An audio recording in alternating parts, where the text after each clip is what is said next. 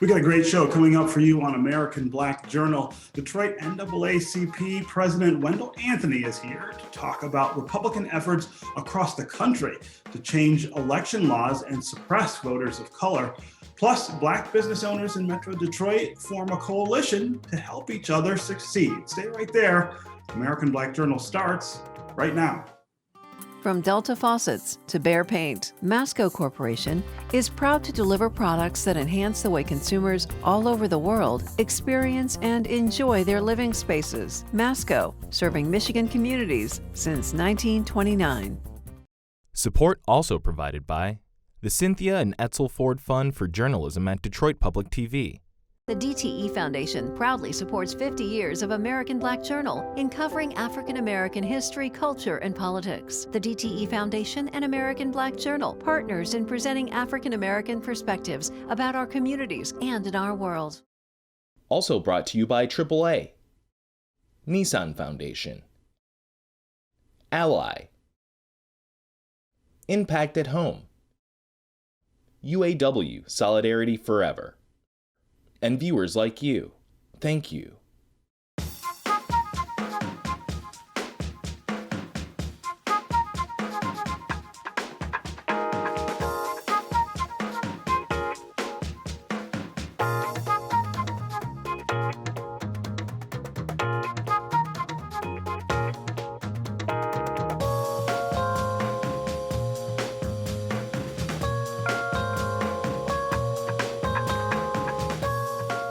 Welcome to American Black Journal. I'm Stephen Henderson, and as always, I'm glad you've joined us. A number of civil rights groups are filing suit against the state of Georgia to stop its restrictive new voting law from taking effect. Now, that law does things like restrict early and absentee voting, and it limits the number of drop boxes that can be distributed in the state for ballots. There are a number of other states that are considering similar laws, including right here in the state of Michigan, where Republicans are pushing similar measures. I talked with Detroit NAACP President, Reverend Wendell Anthony, who's also the recent recipient of that organization's National Activist of the Year Award, about what's happening in Georgia, in Michigan, and all around the country. Welcome back to American Black Journal. Thank you, Stephen Henderson. Always good to be with you. Yes, and of course, congratulations on being named National Activist of the Year for the NAACP. That's a huge award, and any year you might win it is a big deal. But I feel like, especially for the last year, you think of all the things that have happened in our country that required an activist response. To win it in this year, it's an even bigger deal.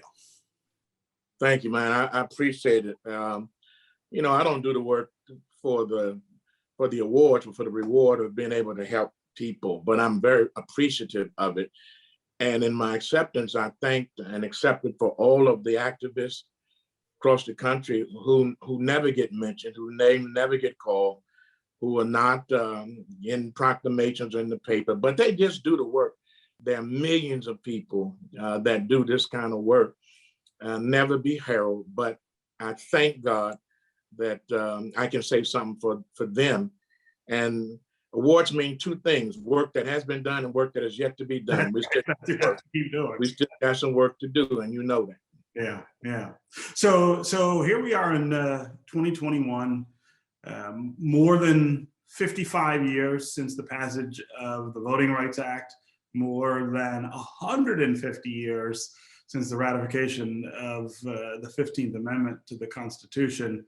And we are still having an argument, and a very spirited one right now, about the Black vote. There is still a significant portion of the white population of this country that feels threatened by Black votes. And I think all of the things that we're seeing in Georgia and in Michigan and in these other states is affirmation of that. This is about fear of the Black vote. You're absolutely correct, Stephen. And it's also 53 years after the assassination of Dr. King on April 4th in Memphis, as he stood up for the rights of sanitation workers in Memphis, Tennessee, who carried signs saying, "I am a man."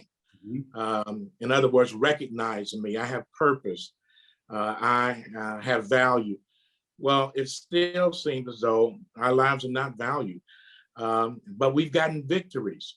Stephen, if we have not been victorious in 2020, if the number of Black people had not shown up, they would not be trying to do this. There is no evidence of voter fraud, voter irregularity in terms of behavior, or cheating by Black and brown people in this nation. Even Republican leaders of states, particularly in Georgia, Raffensperger said there's no evidence of voter fraud. Even Kemp, the governor of Georgia said that, which is why he couldn't do anything because he had no power. But yet, because Donald Trump, former president, said, I need 11,780 votes, fellas. I don't care what y'all do, get me these votes. And they couldn't do it. And he said that he was sorry he supported Kemp. And he said, if y'all had put things in position and place, then I would be president right now. Well, these legislators have gone back and they're putting things in place so that they can overturn elections. The Black and brown vote is not what they are planning on. And they believe that if they don't do this, if they don't cheat, if they don't suppress the vote, then they will lose the vote. Rather than expanding their policies, they're trying to reduce our ability to participate in the voting process. I mean, you can't serve people water and food while they stand in a line. I mean, I can't give my grandmama or granddaddy or mama, daddy or auntie a bottle of water as they stand in line for 8, 9, 10, 11 hours, which you have created by your removing drop boxes, by your shortening the time period in which people can vote. And now, Stephen, 47 states with over 361 bills of introduction are now trying to implement this. And right here in the good old home state, pure Michigan, they are trying to introduce 39 bills to suppress the vote. And so we cannot abide that. We are not going back to the plantation. I don't care what they do. We ain't going back. So you might as well get that memo. We are not going back. Our voting rights have been won by the blood, sweat, tears, bones of our people, the martyrs, Black folk, white folk, and brown folk. We won this, and we're not going to let you take it from us. Yeah. So one of the interesting dimensions of this debate is the role that corporations have been asked to play in some cases, and in some cases have stepped up to play on their own. And I feel like in Georgia, that was reactive, right, to what they passed. I wonder if there's an opportunity here in Michigan, since we haven't had votes on this, since we haven't seen the legislature actually act on it. Where's corporate Michigan? Where is corporate Detroit in trying to make it clear that that this is not okay? That you can't win by making sure that people don't exercise their right to vote. You hit the nail on the head, Stephen. That's one part of the trilogy of which we are working. I've been in contact with several corporations. You know, last year we brought the corporations together downtown Detroit. They made commitments about racial equity, fighting against systemic racism. Some have implemented programs, some are addressing it, some are still yet to address it. But we've been in communications with Ford, General Motors, TCF, Quicken Loans, the Ilitch Foundation or the Ilitch Group, Henry Ford Health System, Blue Cross Blue Shield, all the ones that were there and others last year. Some have responded to the degree that they are opposed to this, but how they will come out. I don't need you to just say we are for racial equity if you don't put that into practice. Mm-hmm. Coca-Cola, Delta Airlines, the Major League Baseball pulled out of Atlanta, out of Georgia because of this stuff. And several companies, Lyft, Uber, Microsoft, a number of them have gone on record, American Airlines, of opposing this. These companies have African-American employees, Latino employees that work with them. They have some managers. You need to speak up for your people. We drink Coca-Cola. We drive your cars. We use your software. We do all the things that we do. We are a significant constituency. And so you need to pay attention to that, Stephen. 72 African-American CEOs have spoken out against this. Ken Chanel and others they took out a big 4-page ad in the New York Times. They're calling on other corporations to do the same thing to oppose this. They're saying, use your lobbyists, use your PAC dollars, your political action committee dollars. Don't fund it. How are you going to fund good and evil at the same time? How are you going to be for racial equity for following George Floyd and then be for voter suppression following the introduction of these bills? And let's not wait until the horse has left the gate. Let's do it before he leaves. Don't wait till the ink is dry and the deal is done to say you are against this. Come out now. That's what we're pushing for. That's what we're fighting for. And we've gotten some good response, but it's not enough.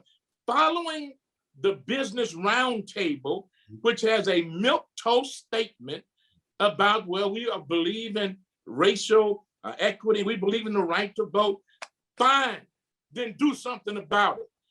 Tell your Republican colleagues and friends that you don't support this. Tuesday, Stephen, we, meaning a coalition of community organizations, NAACP, Council of Baptist Pastors, the Divine Nine, fraternities, sororities, labor organizations, we will be in Lansing on the state steps of the Capitol to rally and protest this. Join us, folks, Tuesday at 12 o'clock noon in Lansing to let them know. The legislators come back in the office in the session on that day. We want to greet them and meet them and say, we do not support this. And we're asking corporations to do the same thing. They ain't got to get out there and march with us, but march your money away from these people. March your lobbyists to these people and say, no, this won't go. Everybody has a stake in this. Yeah, and it all just reminds, of course, of the award that you got earlier, the activism that's necessary still to make sure that we not only fight for the right to vote, but think of all that work that we did in the last year, the last 2 years, to make sure people exercise it, to make sure they show up and cast their ballots at the polls. And that's something you've been working on for. Right. But Stephen, last year, 3.3 million Michigan citizens voted by absentee ballot. All right. Last year, 30,000 registered on election day. 250 post-election audits were conducted in the state with over 1,300 Republican, Democrat, and independent clerks. Now they want to change that. They want to add on ID for absentee ballots. They want to prevent the Secretary of State from mailing absentee ballots to all Michiganders, Republican, Democrat, Independent. Right. She's sending out applications for everybody to be able to vote. We should not be allowing folks to prohibit the use of an absentee ballot in a drop box. So you're going to stop them from dropping it in the box at 5 o'clock and don't give them any stamps to return this. What is this about? This is about voter suppression. When you put all those dynamics together, it's a puzzle. It works for one conclusion: to suppress, negate, and obviate the vote in the state of Michigan. We cannot abide that. Everybody has a stake in it. It's not a Democratic issue. It's not a Republican issue. It's not an independent issue. It is an American issue. Democracy is the underpinning of our nation. If we lose that, we lose everything. A group of Black business owners in the Detroit area has formed a new coalition to help entrepreneurs of color remain viable and successful. The Metro Detroit Black Business Alliance was created in direct response to the economic challenges caused by the COVID-19 pandemic. Organizers are going to develop programs and advocate for policies that lift up African American businesses. Here's my conversation with the group's president and CEO, Charity Dean, and board chair, Charles Nolan. So Charity, I'll start with you. You say this is a direct response to some of the challenges that Black businesses have been experiencing over the last year. Of course, we have seen all kinds of businesses have a real hard time during COVID, but talk just a little bit about the particular problems and challenges that Black businesses are experiencing right now. Yeah, thanks, Steve. So, Black businesses have had this challenge long before COVID, right? In 2018, the Kellogg Foundation issued a report that talked about the business case for closing the racial equity gap. And it talked about over $60 billion that Michigan stands to gain if we actually close that gap. That was 2018, pre-COVID. And just like the virus, the impacts of COVID hit Black businesses harder than any others. I'll give you an example. I talk about this a lot. It's something that's been remedied, but you imagine when, businesses were shut down and everyone is saying to the government, we need some sort of relief. Government issues out PPP in its first round. And the number of Black businesses that were unable to attain PPP because they issued it and you had to have a lending relationship with the bank. And so we know that Black businesses don't lack lending relationships with the bank because they don't want them. But there has been a series of policies over the years that have prevented Black businesses from having that same access. And so when you are hit with a pandemic and then your first option for help is saying you have to have something that you've been denied. That's an example of systemic racism. And so this organization, the Metro Detroit Black Business Alliance, is really here to not only have programs to help Black-owned businesses, but also advocate for policies to say, you know what, does this really make sense that our solution is not actually fixing the problem? Yeah. So Chuck, talk about the idea of this coalition and forming this coalition, who's in it, and the kind of things that you hope to accomplish. Yeah, well, thank you. The people that are in this coalition are all small business owners. It came about, as Charity mentioned, during the pandemic. We were sitting around and we figured out there was no one really advocating for the small Black business in the city of Detroit on the level that is needed. There are other organizations out there, but specifically being an advocate and understanding the needs of the small Black businesses. And that's why we felt it was important for all of our board members to be small Black business owners. Charity, there are a number of other organizations that help Black businesses, that advocate for Black businesses. Distinguish this new group from some of those others and talk about the opportunities to work together. Yeah, absolutely. So, when I talk about that $69 billion number, right, it takes collaboration and partnership to get there. No one is going to do that on their own. But, some of the things that distinguish the Metro Detroit Black Business Association is we hope to establish business resource centers really all across the region, but we're going to start in downtown Detroit this year where our business owners, our Black-owned business owners, whether you're, doing hair on the west side of Detroit or you own a coffee shop, you can come and have access to free internet and co-working space downtown. Launching a Black business directory that will include every single Black business in Wayne, Oakland, and Macomb County. And then, our cornerstone program is really going to be our Capital Connect program. And we are launching that really, really soon because the clock is ticking on this second round of PPP. But what we see as the barrier, the biggest barrier for Black businesses is access to capital in all of its forms, loans, grants, abatements, right? Opportunities for Black businesses to access the resources that they need. And so our Capital Connect program, which is going to be launching pretty soon, is definitely one of those things that will distinguish us from other organizations. Yeah. And will there be a lot of cross sort of cross work and collaboration with other organizations as well? Oh, absolutely. I mean, again, we talked about this at our opening, at our launch event, that we will not accomplish our goals if we set to do it alone. And so everything that you'll see us do, you'll see us doing it in collaboration. Anybody that is connected or anybody that cares about closing this racial equity gap, we invite them to work with us because we're going to need their help. If you think about the number of Black businesses in Detroit alone, it's huge, right? And then you start thinking about Wayne County, and then Oakland County and Macomb County. So we need about 3 other MDBBAs to be working in order for us to even hit what we think our goal is. Yeah. Chuck, as we said earlier, we've been talking about these things, these challenges to Black businesses in Detroit for a really long time. I wonder if you can give our viewers a sense of what the landscape looks like right now for Black businesses in Detroit. There's been some progress, of course, but give us a sense of the kind of things that you face and how COVID maybe has even made those things worse.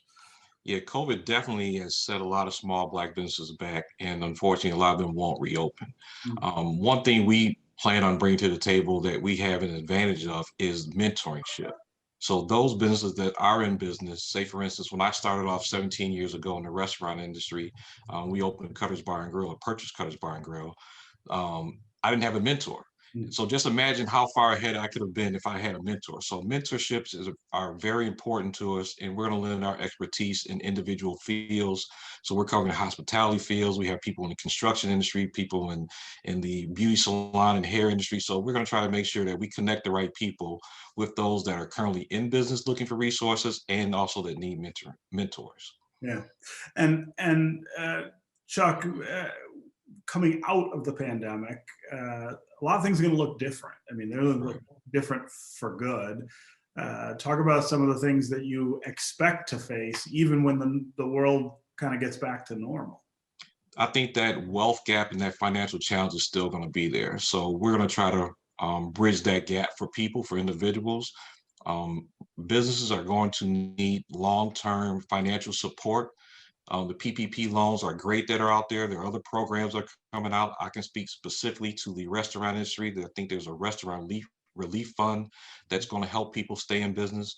But those people from gyms to shuttered venues, concert venues, all those industries are going to need support. And we're going to try to provide that support through our Financial and Capital Connect program. Yeah. Charity, you come to this work out of the mayor's office. I wonder if you have thoughts about the ways in which government, and particularly government in this city, might do more to try to strengthen that Black business environment that's so important. Yeah, I keep referring back to the Kellogg report because I think it's so important. Every single entity, every single institution has a role to play. And we're here to remind everyone of that role. You think about where, the racial wealth gap that exists did not happen by accident. And in fact, there was, intentionality from governments, from financial institutions. And so everybody has a role to play in closing that gap, including government, including city government, including state and federal government. So we definitely will be advocating for policy that makes sense, policy that is inclusive, policy that is intentional around helping Black businesses thrive. Yeah, and what about the relationship between non-Black owned businesses and Black businesses in Detroit? We've seen, of course, an influx of new businesses in the city that are not owned by our community. They're investing, they're starting to serve people in the city. How well is that working alongside the need to invest in Black businesses and grow them? And are they playing an important role?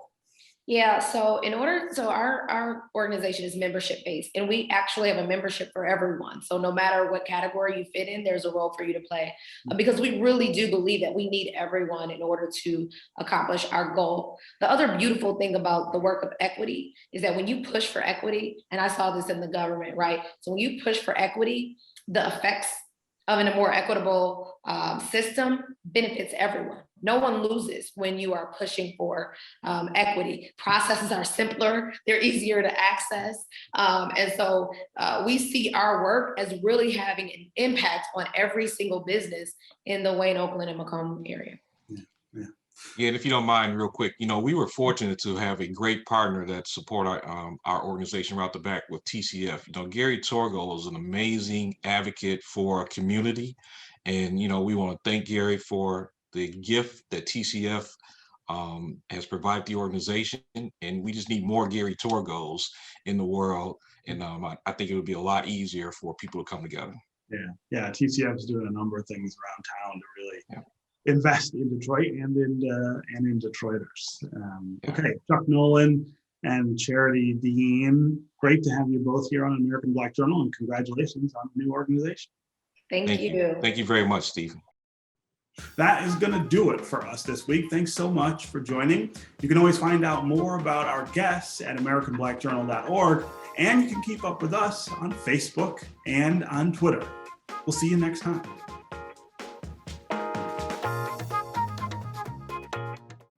From Delta Faucets to Behr Paint, Masco Corporation is proud to deliver products that enhance the way consumers all over the world experience and enjoy their living spaces. Masco, serving Michigan communities since 1929. Support also provided by the Cynthia and Etzel Ford Fund for Journalism at Detroit Public TV.